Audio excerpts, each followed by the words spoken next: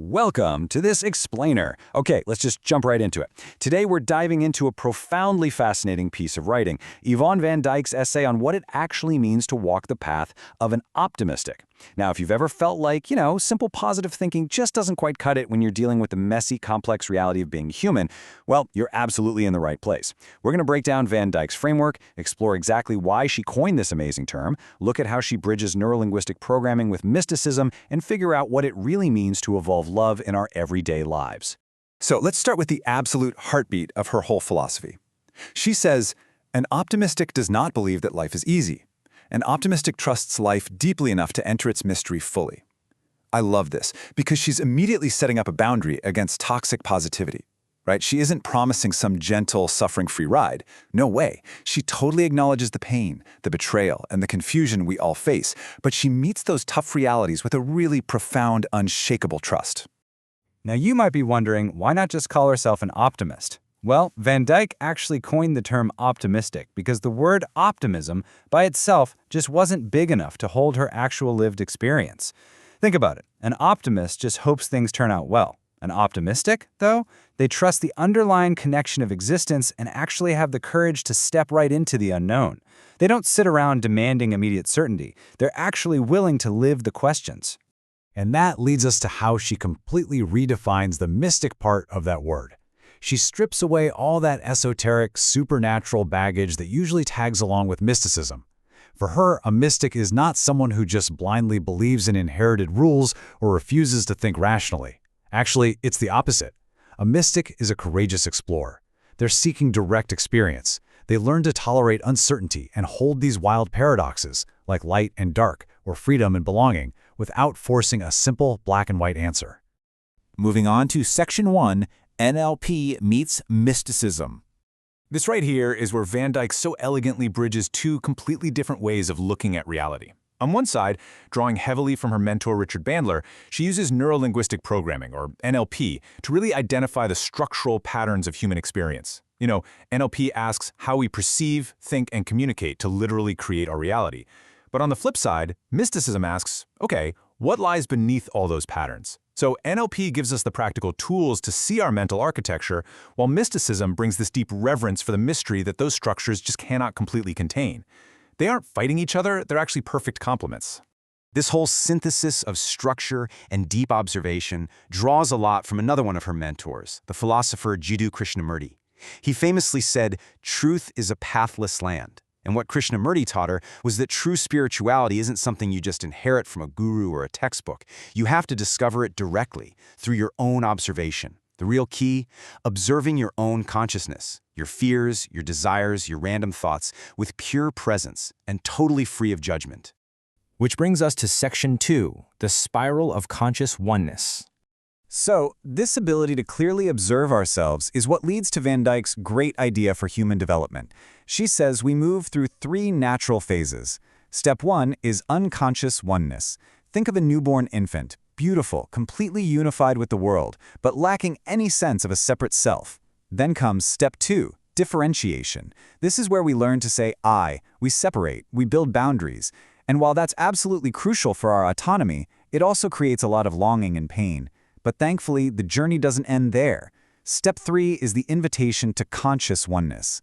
This is a much more mature unity, where we don't erase who we are, we integrate it, and we learn to love right through our differences. Now, a lot of spiritual traditions talk about returning to oneness, but Van Dyck makes a great point. Life does not move backward. You can't unknow your own individuality, right?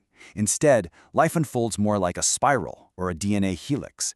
We're moving upward. We find a new oneness that's basically an octave higher, a state that can hold all that diversity and contradiction without losing the self. Let's look at Section 3, the inner sun and the shadow. To actually move upward on this spiral we were just talking about, we need an inner orientation. Think of a plant. It naturally turns toward the light to grow, right? Well, human beings have an inner sun too. It's this inherent drive toward the conditions where our consciousness can expand. But of course, light inevitably hits obstacles, and that creates shadows. Here's the kicker.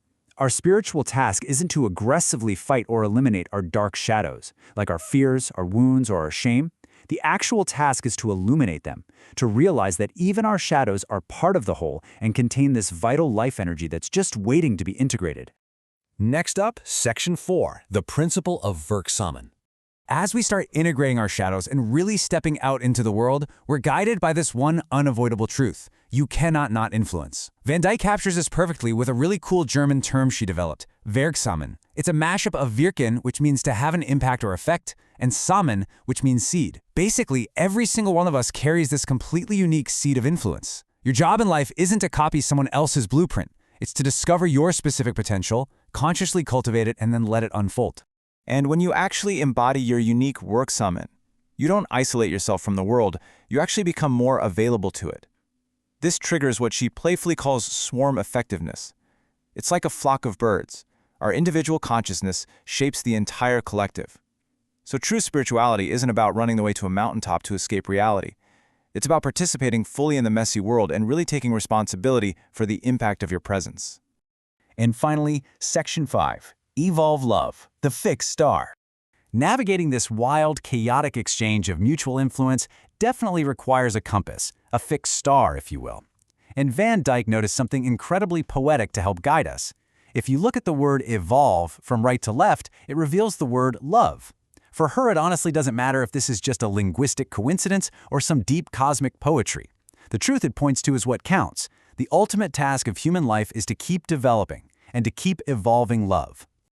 So, what does Evolove actually look like in practice? Let me tell you, it is not about force positivity or some weak sentimentality.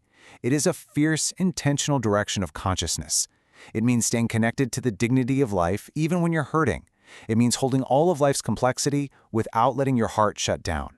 It's that courageous, everyday choice you make at literally every crossroad, where you deliberately turn away from cynicism and turn toward compassion.